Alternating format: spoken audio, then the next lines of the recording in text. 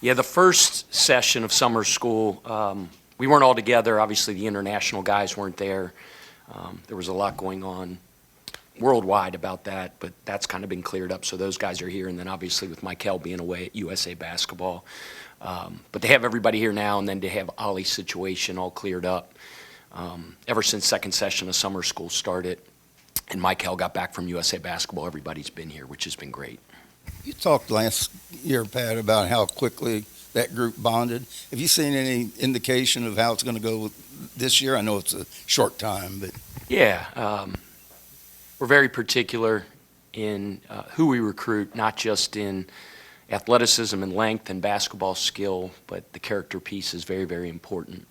And it's much easier to put together a team that's centered on that power of the unit, which is based on love, with guys that's their true nature. That's who they are at their core. So I loved how the guys have come together, how chemistry's starting to come together. And like I said, they've all only been together now for about a week and a half, 2 weeks.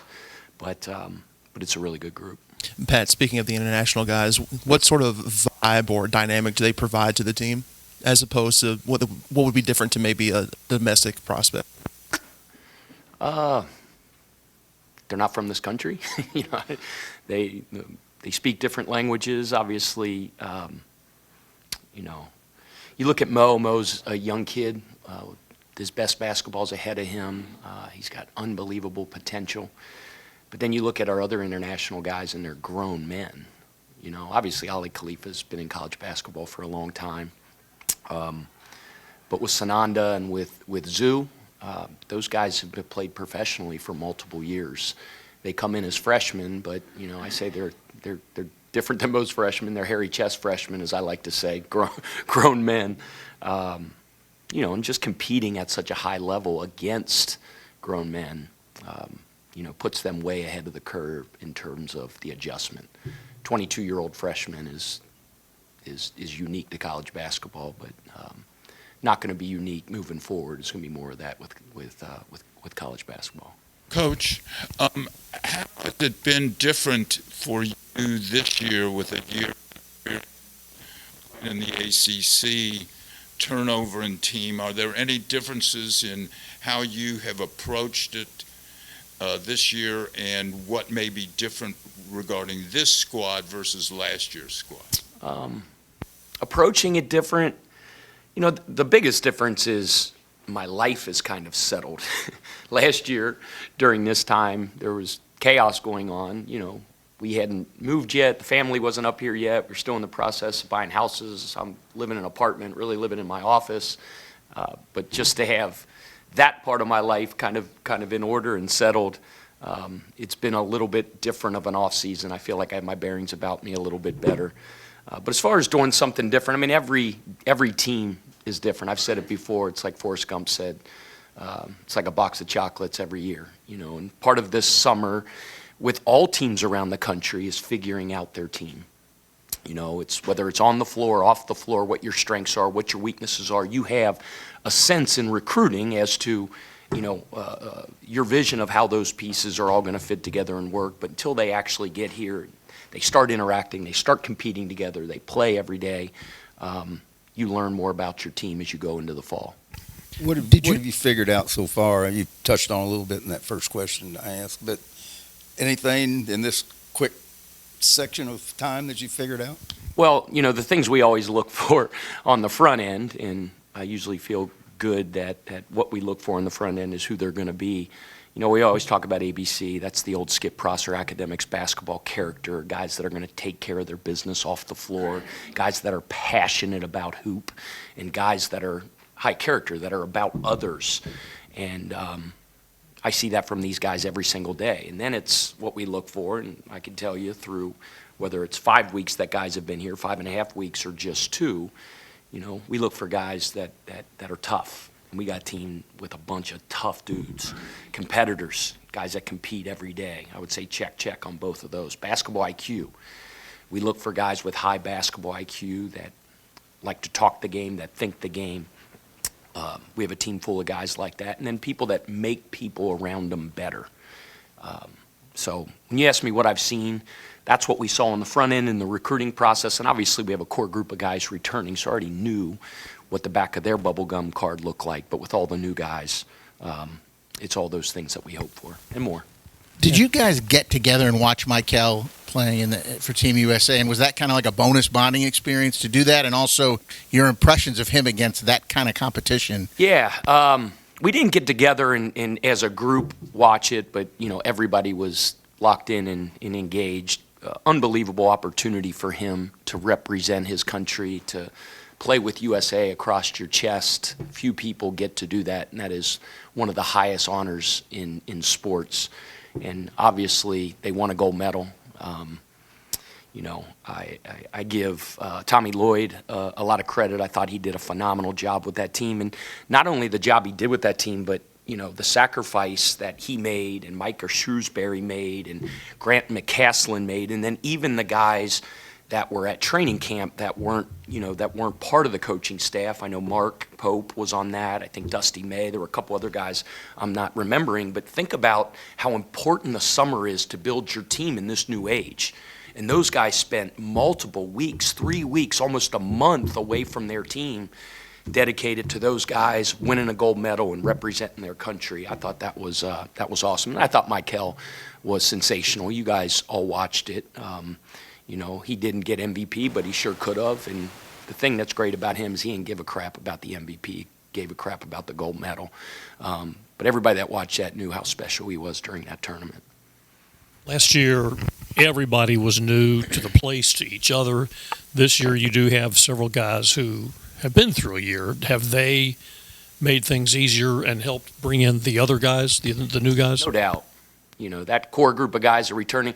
Last year we had a little bit of that with Rain and with James and with Kobe. They were all with us at Charleston, so they spoke my language already, knew our culture, and they can help those other guys along. And obviously we have more guys this year with the core group returning. And it's always good to have that veteran leadership, to have those guys that have been through it, that know how we rock, that know how we practice, know our terminology, and they can help the other guys. That's been very, very helpful. How's Kiss and Prior look? How's the rehab coming along? How does it seem to you? Yeah, great. From a medical standpoint, he's on pace and probably even ahead of schedule. You'd have to talk to Katie about that, but typically that's a 9 to 12 month thing, and he's exactly where he needs to be. I always acknowledge Kate the Great. You saw the article a couple weeks ago in the paper about her. She's special, and she's doing an unbelievable job with him, and he's busting his tail. How much do you think that the TBT, since we're almost there, how much do you think that the TBT gave your squad momentum heading into the early part of the season? It was awesome. We're looking forward to it this year. I know. I don't know what exactly Luke's title is, but he's kind of like the what is he? The general manager. He's like putting the team together. And last year it was unbelievable. Everybody talked about the passion of our fan base.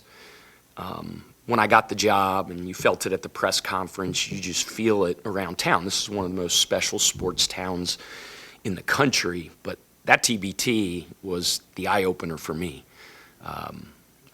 What did they have in one of those games? 15,000, 14,000? I don't remember what it was, but it broke the all-time record in history.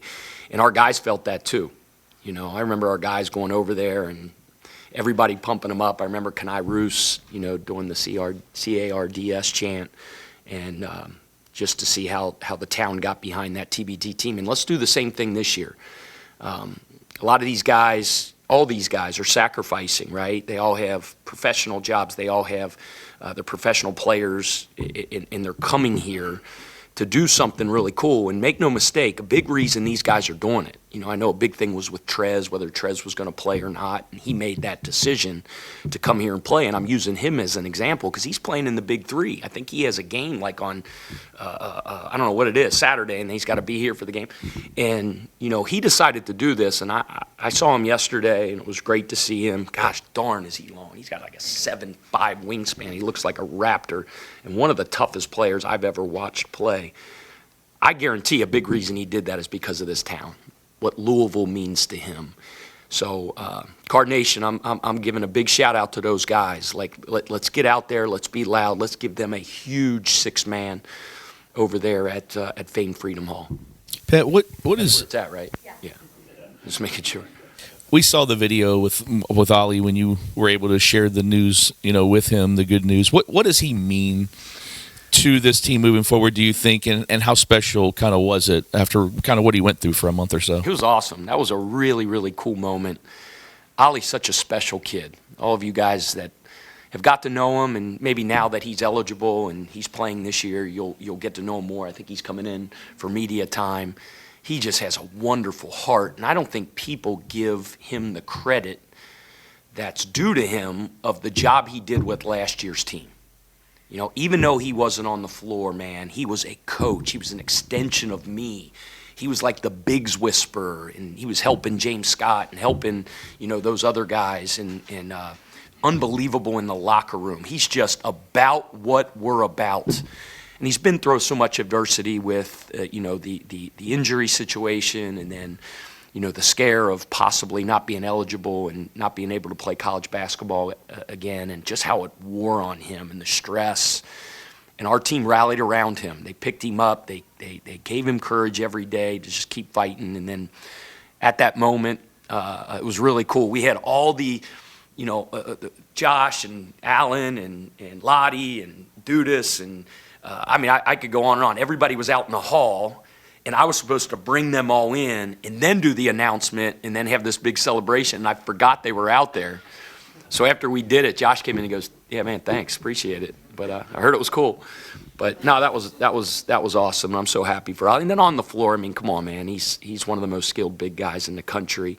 I think he's one of the top 5 passing bigs in the world, and gives us a very, very dangerous weapon. Pat, Chucky made a post on social media this summer saying something to the effect of Kobe Rogers is going to surprise people this year, just because he spent the season sitting out, obviously getting healthy from that injury. What can you expect from his game? That's something that maybe fans haven't seen since he was with you at Charleston, but has he shown you even more growth, with that year being able to take off and get healthy, and just kind of what are your expectations for him Kobe's heading into having this an year? unbelievable offseason. First of all, he's fully healthy, right? So not this NCAA tournament, last NCAA tournament's when he did his ACL, so whatever that is, a year and a half out. He's quicker, stronger, more athletic than he's ever been. Last summer was all rehab. Wasn't cleared to practice until whatever it was, early February. And, Kobe represents everything we want our program to be about. If the ball's bouncing, you open the door in the Keeber Center, Kobe Rogers is in there. And we got a program full of guys like that. That's being hoop dudes is what we celebrate all the time. But he's playing as well as he ever had in his career. He's a phenomenal leader, and we're relying on Kobe big time this year to be really, really good for us. Coach, I know you can't talk about specific people, but are you possibly looking to add any other members to the squad, maybe in the front court? If any that fit your criteria are available. Yeah, for all intents and purposes, for this year, our roster's set. You never say never. You never know what's going to happen, but where our roster is where it's going to be, and we're pumped up about it. And Coach, no matter who what you are go your- with as a starting lineup, you're going to have multiple guys who've started who can't start here. How do you keep this many guys happy? That's the and manage case that. with every team every single year. Everybody wants to start. Everybody wants to play. That's if you have guys on your roster, and I'm talking every NBA team, every college team, if you have guys on your team that don't want to play more minutes, don't want to start, don't want a bigger role, then they're not competitors. You want guys that are that way. I think one of the strengths of our team is our depth. We talk all the time about the power of the unit. We thought last year the strength of our team was our depth, and then you had injury, and you had injury, and you injury, and then we get down to the NCAA tournament, and where the crap is everybody? So the strength of our team is strength in numbers, and we got a locker room and a program full of guys that are 2 feet in on winning and being a championship caliber program. And all those things will play itself out, right? Like we talk about competing every day in practice. We think we have some of the most competitive practices in the country, and that's where roles are defined, and that's where minutes are starting to be divvied up, and that process will go all through the fall into the first game. But I think everybody's probably saying right now, this time of year, depth is our strength. I really believe we have one of the deepest teams in the country, and it'll be a major weapon for us. Pat, Coach. what is your thoughts on playing Kentucky so early in the season, the earliest the Battle of Bluegrass has ever been played? Yeah, scheduling's hard. It's like putting a square peg in a round hole sometimes, and when you're setting up a date with a program, they have dates, you have dates that work, and you're going back and forth, and the one that we were able to land on was that one. That's just the way it goes. Coach, speaking of schedule, last year you blamed Josh for scheduling Tennessee early on, which was a turning point for you. This year's schedule, you've multiplied it, and my question is, are you going to take some ownership for the non-conference schedule this year? Am I going to take credit for it? Is that what you said? Or Just some of the ownership. Sure. I have very, very smart people around me, and I lean greatly in scheduling on Josh and Brian Cloman, and it's kind of a team effort in putting it together. Look, the way the season ended last year, and we got an 8 seed, it is what it is. And, I've said this before in some interviews. After the season, you start trying to figure out why, and you're calling the scheduling gurus, and then in the ACC head coaches meetings, like everybody's talking about the metrics and what you look at, and how you can build your schedule based on this metric and this metric, this metric. At the end of the day, what Bubba Cunningham told me, who was the chair of the NCAA tournament selection committee, was they're human beings in a room, and they're all going to decide what they're going to decide. That person might like the Ken Palm metric, that guy might like the net, that guy might just do the eye test, that guy might do that. They're human beings, and they're not held to a structured standard of selection. So what I do want to do is make sure that when we get there and the selection committee is looking at us, they know one thing: Louisville didn't duck the smoke. They didn't duck the smoke. So that was our approach this year. And how it all plays out, I don't know. Coach Prosser, my mentor, like he was in my office right now, we were talking scheduling, he'd probably hit me upside the head and go, "What the crap are you doing?" And maybe he's right, but we're not ducking the smoke. We're not. And when it gets to that point with the committee, and they're looking at the seed of Louisville, it's not going to be like the caliber of teams they played weren't right. Like, we ain't dealing with that. You can't sharpen your teeth eating oatmeal, and whether it ends up being the best strategy in the world, I don't know, but that's what we decided. Bring it. Pat, I was listening to a sports talk radio show this morning, and the guy on there says, "I've already made my reservations for Indianapolis in the Final Four, expecting Louisville to be there." How do you temper high expectations like that? And I know you probably don't even mention the Final Four this time of year to your guys. How do I temper that personally, or how do I temper it with my team? Team. And personally, too. This is going to get boring because I always say this stuff over and over and over again. It's that weightlifting session now. And then it's the half team group that we have at 1:30. And then it'll be the next half team group that we have at 2:30. And then tomorrow it'll be the team session. And then that's it. That's it. I'm not worried about whatever you said, people making reservations at hotels for games down there. I'm not worried about that. I'm worried about excellence today. That's it. Pat, you had such success at Charleston and at Winthrop. You came here. Last year was one thing, but when you put it a whole season like you did last year, is it different when you're out recruiting the next class because you have something to prove here at Louisville? Do I feel it's different out there? Do you feel like you've? I mean, you had a lot of traction last year, but do you feel like you're getting in with better players than you did maybe last year? You'd have to ask people out there on the outside, but I mean, I would think with the success we've had, it gives us some credibility to say like, okay, these guys know what they're doing a little bit, I like to think that's the case. Coach, you got Kansas in the exhibition season. How did that come along, and how much of an advantage is it playing a program like that in the exhibition season? It's pretty cool, isn't it? Yeah, it's pretty cool. I mean, it's an exhibition game. It doesn't count on your record or anything like that, but as I mentioned, this is one of the best sports towns in the country. And you guys are media members, but you're also part of this community. Does that get you pretty fired up for an October game against Kansas at the Yum? What I'm hoping for is about 20,000 people.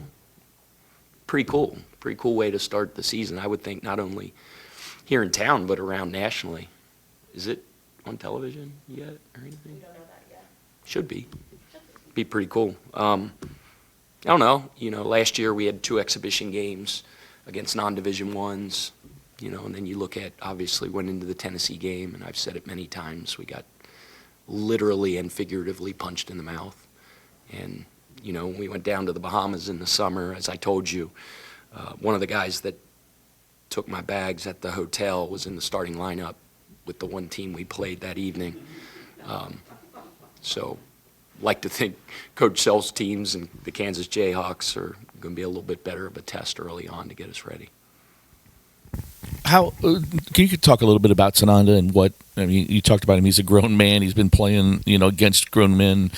What have you seen since you've got him here? And I guess was it a different recruiting process when you recruit somebody internationally and you really don't ever see them, right? Yeah. Sananda is he's a pro. He's a pro. He's a grizzlied veteran. Like, he's played in that German pro league, just like the Greek pro league that Zoo played in, are some of the top pro leagues in the world. And you look at the venues they play in, the atmospheres, the caliber of competition, just to come in with that type of experience. But then, he's big, he's got 7'4" wingspan, he's got great hands, he's a very, very smart player. You asked about some things like that I've noticed early on with the team, and you're talking about Sananda, but I would say for Zoo as well, in terms of our 2 incoming bigs, they're both phenomenal in pick and roll coverage. Like, part of it is they've been coached at a really high level, but their ability to defend the pick and roll. Both as switch defenders, he's 6'11", but can really move his feet and guard a guard on a switch, but also in his coverages as well. He's a stoic individual. He's not the most vocal guy in the world. Brian Cloman jokes all the time. He was like, and I don't want to use a generality about Germans in general, but he was just like, sometimes they don't know when you're joking. And I'm always joking, like when I see these guys off the floor, and I forgot Chloe told me that, and I use some of my best zingers, my best one-liners that are guaranteed to get a laugh, and he just stared at me. I was like, dang. But no, we're really excited. He's doing a great job. The roster this year lists a Kanai at 6'10", up from 6'8". I'm just wondering, could you speak to his growth physically, and then also just on what you're expecting from him making that leap from freshman to sophomore year? Yeah, we were surprised when we measured him that he'd grown a little bit. I don't know exactly how much it was, but when he came back, we were all like, gosh, he looks a little taller. And Eli measured him, and he had grown an inch or something like that. So, and then obviously the job Eli does in the weight room, he's going to continue to put on muscle and mass and stuff like that. And I'm super, super high on Kanai. You can see his growth. He's become more and more of a gym guy. He's always been a gym guy. He's in the gym, but he's got that look about him where he's consumed. And he obviously he always plays with a ridiculous motor, pursues the glass. He's got great length, great defensive instincts. And then, his offensive game is evolving as well. He's working on his three constantly,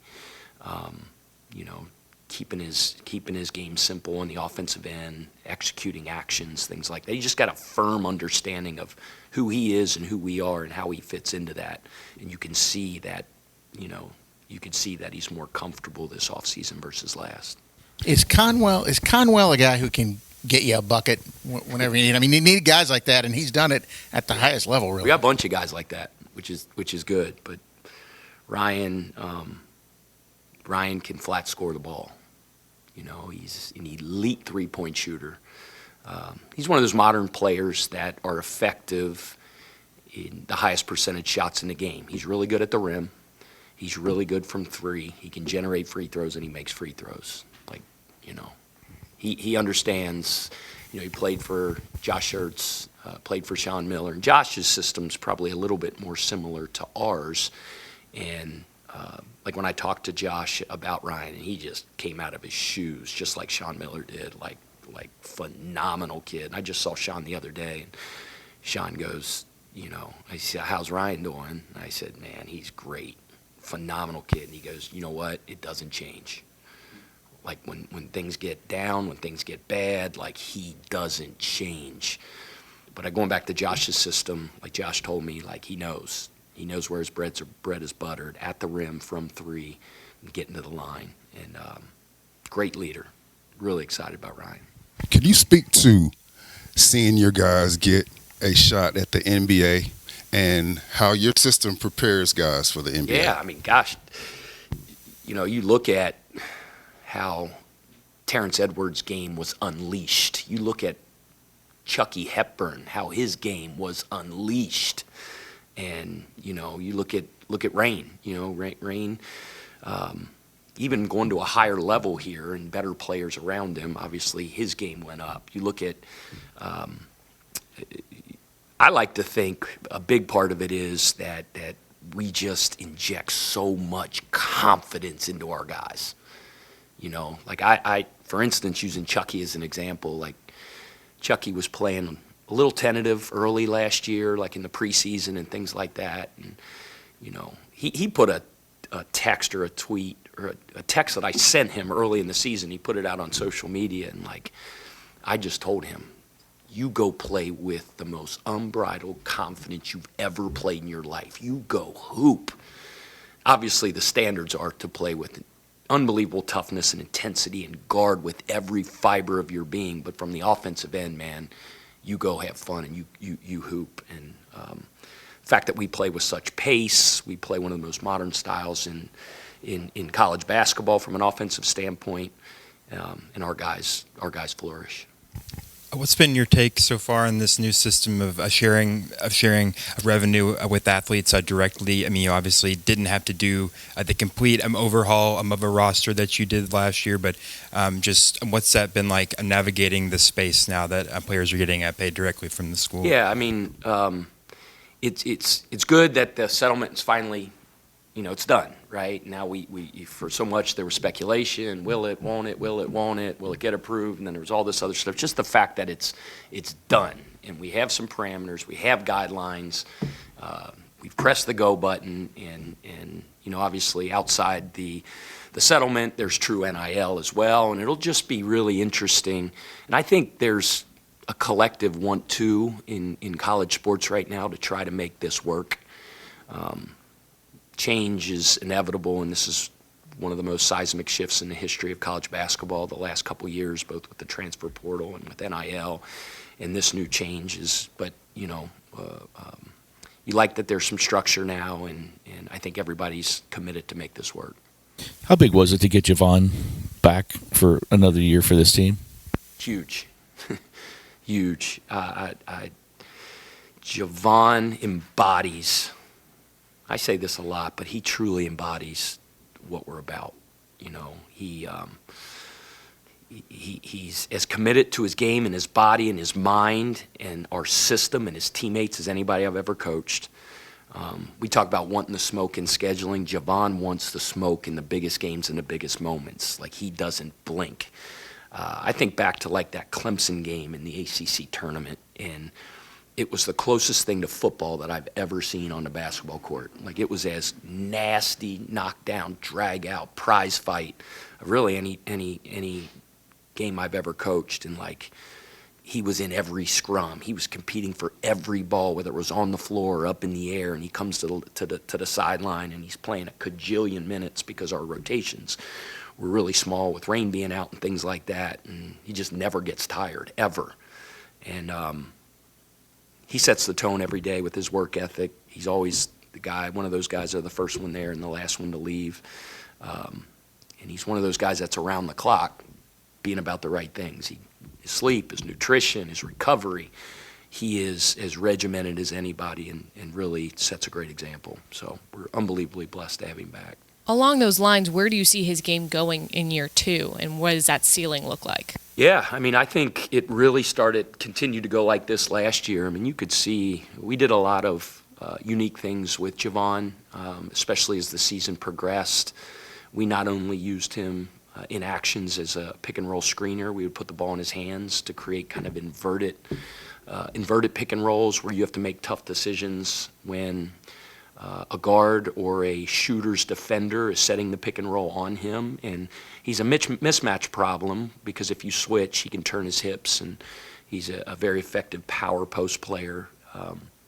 And, you know, if you try to leave your big on him, he's good at taking them off the bounce. So, you know, I feel really comfortable with Javon grabbing the rebound, pushing the break, initiating our fast break without having to outlet to a point guard. He's really grown in a lot of ways.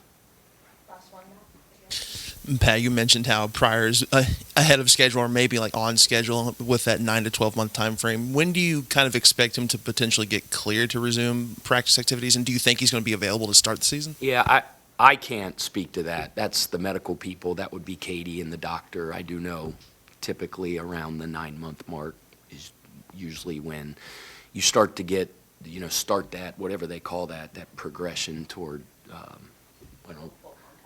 progression to full contact. So from what we heard from the last doctor's appointment, he's on schedule, maybe even a little bit ahead of schedule. You know, and we're hoping, you know, sometimes in the preseason he can practice before game starts, but we'll have to just see how that plays out.